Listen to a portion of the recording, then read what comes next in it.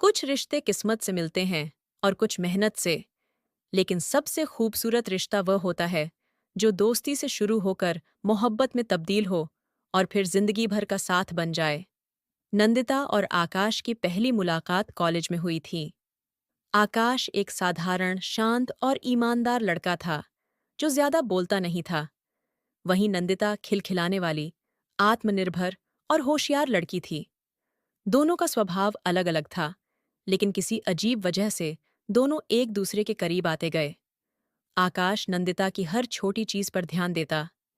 परीक्षा के दिनों में उसकी फाइलें ठीक करना, हॉस्टल से लाइब्रेरी तक उसे साथ छोड़ना, और जब वह उदास होती तो छोटे छोटे नोट्स देकर उसे हंसाना। धीरे धीरे यह दोस्ती दिल से दिल तक पहुंच गई।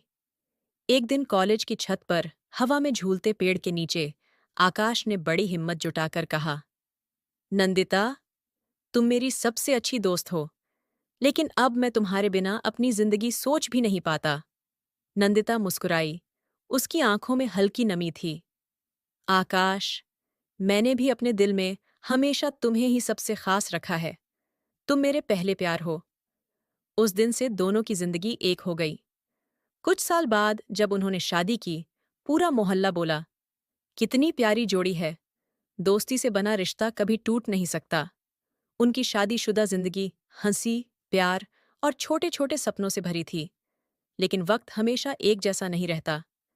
शादी के 5 साल बाद आकाश का बिजनेस बुरी तरह डूब गया। एक झटका ऐसा लगा कि उसके ऊपर लाखों का कर्ज चढ़ गया।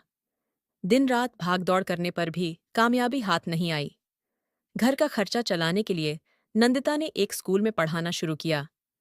शुरुआत में उसने आकाश को संभालने की कोशिश की, लेकिन अपमान, तानों और रिश्तेदारों की कड़वी बातों ने उसे तोड़ना शुरू कर दिया। जहां कभी हंसी गूंजती थी, अब वहां सन्नाटा और झगड़े रहते। आकाश हर समय चिड़चिड़ा हो गया। उसका आत्मविश्वास टूट चुका था। नंदिता जब सांत्वना देती तो वह चिल्ला पड़ता, तुम क्या समझोगी मेरी हालत? लोग कहते हैं कि औरत ही तुम्हें पाल रही है और मैं निकम्मा हूं। ये सुनकर नंदिता के दिल पर चोट लगती। रात रात भर वह चुपके से रोती। उसके मन में सवाल उठते, क्या ये वही आदमी है जो मेरा पहला दोस्त और पहला प्यार था, जिसे मैंने अपनी आखिरी मंजिल समझा था? अब वही इंसान उसे अजनबी लगने लगा था। एक दिन रिश्तेदारों ने और जहर घोला। नंदिता इतनी काबिल है, ये पति उसके लायक ही नहीं। नंदिता का दिल और भारी हो गया। उसने एक रात आंसुओं में डूबकर कहा, आकाश, मुझे काटती हैं ये बातें, लेकिन सबसे बड़ा दर्द ये है कि तुमने मुझे अपना समझना ही छोड़ दिया है। आकाश चुप रहा। कोई जवाब नहीं दिया, बस कमरे से बाहर चला गया। नंदिता का भरोसा डगमगाने लगा। दिन बीतते गए। एक रोज उनका छोटा बेटा गंभीर बीमार पड़ गया। अस्पताल में डॉक्टर ने कहा, ऑपरेशन जरूरी है, वरना जान को खतरा है। लेकिन पैसों की कमी थी। नंदिता कांप रही थी। तभी आकाश ने अपनी आंखों में एक दृढ़ निश्चय भरकर कहा, नंदिता, चाहे मेरा सब कुछ क्यों न चला जाए, मैं अपने बच्चे और परिवार को कभी टूटने नहीं दूंगा। उसने पुराना स्कूटर तक बेच दिया। दिन रात उधारी के लिए लोगों के चक्कर लगाए। आखिरकार पैसे पूरे हुए और ऑपरेशन सफल रहा। डॉक्टर ने कहा, आपका बेटा अब बिल्कुल सुरक्षित है। उस क्षण नंदिता ने आकाश को देखा।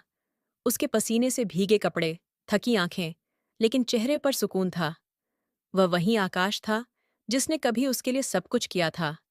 वही पहला प्यार, वही सच्चा दोस्त।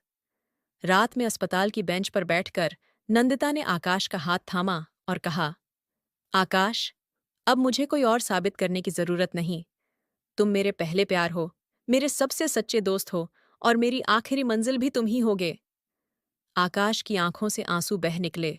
उसने फूट कर कहा, मुझे माफ कर दो नंदिता। लोग कुछ भी कहें, समाज कुछ भी बोले, मैं सिर्फ तुम्हारा हूं।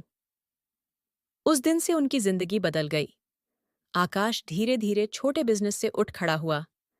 नंदिता की नौकरी और आकाश का सहारा, दोनों ने मिलकर परिवार को फिर से संभाला। उनकी मोहब्बत पहले से भी गहरी हो गई। समाज को सीख इस कहानी से यही संदेश मिलता है कि शादी सिर्फ खुशियां बांटने का नाम नहीं, बल्कि मुश्किल वक्त में कंधे से कंधा मिलाकर खड़े रहने का नाम है। रिश्ते टूटते नहीं, अगर विश्वास और धैर्य बना रहे, समाज की बातें जहर घोल सकती हैं, लेकिन वास्तविकता यह है कि पति पत्नी की सबसे बड़ी ताकत उनकी दोस्ती और एक दूसरे का सहारा है। दुनिया चाहे कितनी भी बड़ी क्यों न हो, पति और पत्नी के बीच की सच्ची दोस्ती और विश्वास सबसे बड़ा सहारा है। पति पत्नी का रिश्ता केवल सांसारिक नहीं, बल्कि आध्यात्मिक भी माना गया है। हमारे धर्म ग्रंथ कहते हैं कि यह बंधन 7 जन्मों का होता है और दोनों एक दूसरे के पूरक होते हैं। ऋग्वेद में उल्लेख है कि स्त्री पुरुष का अर्धांग है, यानी दोनों मिलकर ही पूर्णता पाते हैं। गृहस्थ आश्रम को चारों आश्रमों में श्रेष्ठ कहा गया है, क्योंकि इसमें परिवार, समाज और धर्म तीनों का पालन होता है। जहाँ स्त्रियों का सम्मान होता है, वहाँ देवता निवास करते हैं। इसलिए पति को पत्नी का सम्मान करना चाहिए और पत्नी को पति के धर्म और कर्म में सहयोग देना चाहिए। यदि पति पत्नी मिलकर प्रार्थना करें, भजन गाएं और धार्मिक चर्चा करें, तो घर में शांति, प्रेम और आनंद का वास होता है।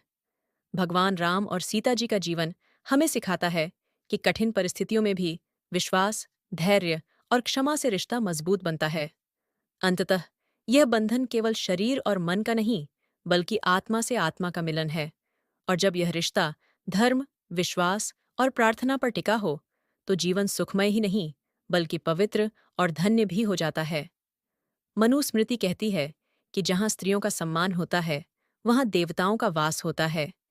इसलिए पति को अपनी पत्नी का सम्मान करना चाहिए और पत्नी को पति के धर्म और कर्म में सहयोग देना चाहिए। आपसी संवाद और सहमति से ही जीवन में सुख और शांति आती है। जब दोनों एक दूसरे की बात सुनते और समझते हैं, तो रिश्ते की जड़ें गहरी होती हैं और उनका बंधन और भी पवित्र बन जाता है।